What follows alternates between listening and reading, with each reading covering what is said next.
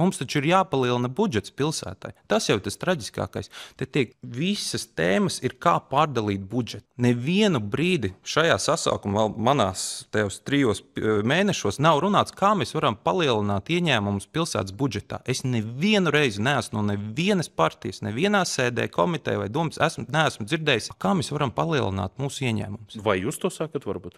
Mēs sakam, protams, ka mēs sakam, tā jābūt prioritātei. Ja tev ir sastrēgumi pilsētā, ja tev nav kur pavadīt laiku, ja pilsētā tiešām tās aktivitātes ir ļoti limitētas, ja, diemžēl, tos pašu tēmu, par ko mēs runājam, ja ir pilns ar bezpajumtniekiem pašā pilsētas centrā, neviens jau te negrib atrasties. Es domāju, ir virkni jautājumu, kurus ir jāatrisina, lai cilvēki gribētu braukt biežāk uz Rīgu, te uzturēties un te arī dzīvot. Te ir jāatrisina arī skolu jautājums, medicīnas jautājums. Te ir ļoti, ļoti daudz jautājumu, kurus ir jāatrisina, lai pilsētu padarītu draudzīgāk, lai cilvēki te gribētu atrasties. Bet skaidrs arī daudzi, kuri ir, piemēram, pārdeklarējušies citās pašvaldībās, tāpēc, ka tur ir izdevīgāk, neraugoties uz to, ka viņi paši strādā ikdienā Rīgā.